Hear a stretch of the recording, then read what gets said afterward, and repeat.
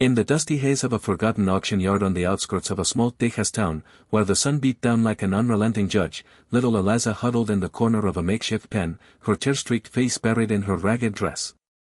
She was only 8, but her eyes held the weight of a lifetime, sold, just like Mama had been years ago, traded away in whispers and coins by men who saw people as property. The auctioneer's hammer had already fallen on cattle and tools that morning, and now it was her turn, an orphan with no kin left after the fever took her pa and the death swallowed everything else.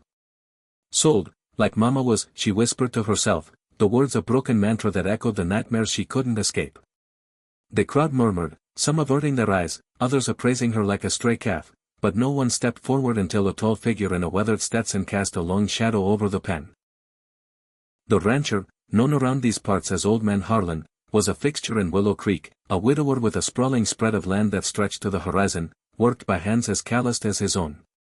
Folks said he was tough as boot leather, a man who'd built his fortune from nothing after the war, losing his wife to childbirth and his only son to the bottle.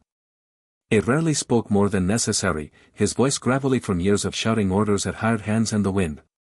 But that day, as the auctioneer rattled off Eliza's qualities, strong for her age, quick learner, no trouble, Harlan raised his hand, his bid cutting through the chatter like a knife. The gavel came down, and just like that, she was his. Eliza's heart pounded as he approached, his boots kicking up dust clouds. She braced for the worst, imagining a life of endless chores on some barren ranch, invisible and expendable. Come on, girl, he grunted, extending a rough hand. She took it, trembling, and they rode off in his creaky wagon, the town fading behind them like a bad dream. The ranch was vast, a sea of golden fields dotted with cattle and framed by the jagged outline of distant mountains. Harlan's home was a sturdy cabin, simple but solid, with a porch that creaked under the weight of memories. Eliza expected to be shoved into a barn or a servant's quarters, but instead, he led her inside, pointing to a small room with a real bed and a window overlooking the pastures. "This'll be yours," he said flatly, as if it were no big deal. She stared, confused. Why would a buyer give her a room? That first night, as she lay awake listening to the coyotes howl, she wondered if it was a trick, a way to fatten her up for harder labor. But morning brought surprises, Harlan at the stove, frying eggs and bacon, setting a plate for her without a word. "Eat up. Work starts soon," he muttered. And work it was. Feeding chickens, mending fences, learning to ride a pony he called Rusty. Yet, interspersed were moments that chipped at her defenses, a gruff lesson on tying knots, a shared apple under the shade tree, his stories of the land whispered like secrets. Weeks turned into months, and Eliza began to thaw. The ranch wasn't just land, it was alive with purpose, a place where Harlan poured his soul into every sunrise roundup and every mended gate. She saw the loneliness in him, the way his eyes lingered on an old photograph of his wife and baby boy, faded but cherished on the mantel. One evening, as they sat by the fire after a long day herding strays, Eliza mustered the courage to ask, "Why'd you buy me, Mr. Harlan? Ain't I just like the cattle?" He paused, poking the embers with a stick, his face illuminated by the glow. "Ain't buyin', people, child. Bought your freedom from that auction. World out there's cruel, but here you got a chance." It was the first crack in his armor, a glimpse of the man beneath the rancher's grit. Eliza didn't know it then, but that moment planted a seed of trust, fragile as a spring shoot pushing through hard soil. Life on the ranch settled into a rhythm, but whispers from town followed them like shadows. Neighbors gossiped, why would Harlan take in a scrappy orphan? Was he soft in the head, or hiding something? Eliza overheard it all during supply runs, the stares and snickers making her shrink inside. She started pulling away, burying herself in chores to prove her worth, fearing that one wrong step would see her sold off again. "I'm just a burden," she confided to Rusty one afternoon, brushing his mane with furious strokes. The pony nickered softly, as if understanding her turmoil. That night, a storm rolled in from the west, thunder cracking like gunfire, rain lashing the windows. Eliza woke screaming from a nightmare, Mama's face in the crowd, vanishing as the auctioneer's hammer fell. Harlan burst into her room, lantern in hand, his face etched with concern.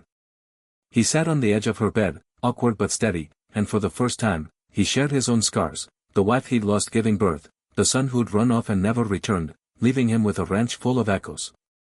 As the storm raged outside, Harlan's voice softened. Y ain't perfect, Elisa.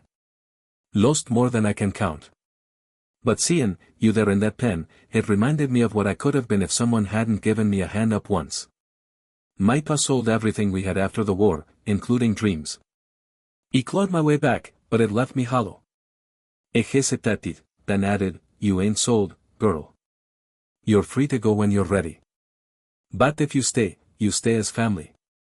It was an unexpected turn, this vulnerability from a man who'd seemed unbreakable. Eliza's walls crumbled a little more, and in the days that followed, she began to see the ranch not as a prison, but as a haven. She laughed for the first time when Harlan taught her to lasso a fence post, missing wildly until they both doubled over in mirth. A small acts of kindness wove through their days, her picking wildflowers for the table, him carving a wooden doll from scrap wood. Yet, doubt lingered in her heart, could she truly belong, or was this just pity? The turning point came during the annual Willow Creek Fair, a whirlwind of rodeos, pie contests, and livestock shows. Harlan entered some of his prized steers, and Eliza helped prepare, her hands steady on the brushes. But as they arrived, the whispers turned to outright jeers from a group of roughnecks by the pens. Look at Harlan playin' house with his bought orphan, one sneered. But she'll fetch a good price when she's grown, just like her mama.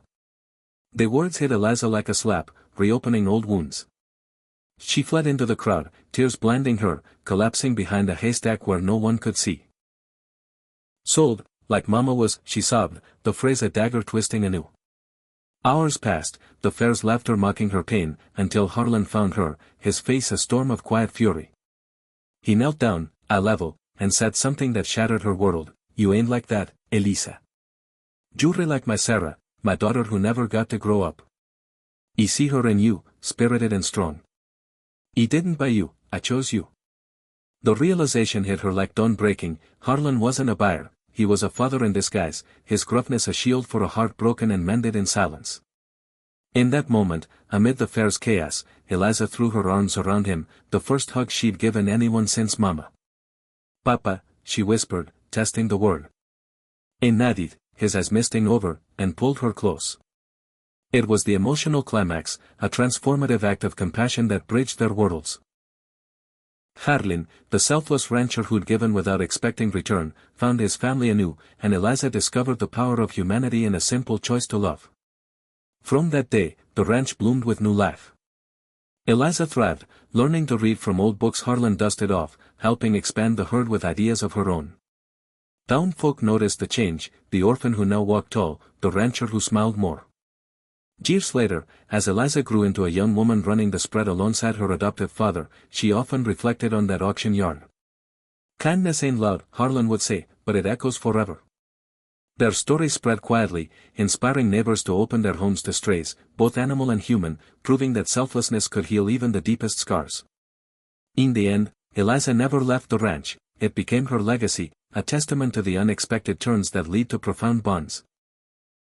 And on quiet evenings, as the sun dipped below the mountains, she'd whisper to the wind, not sold, but found, like a daughter should be. It was a heartwarming truth that left hearts lighter, reminding all who heard it that in a world of transactions, the greatest gift is humanity's quiet power to transform despair into hope.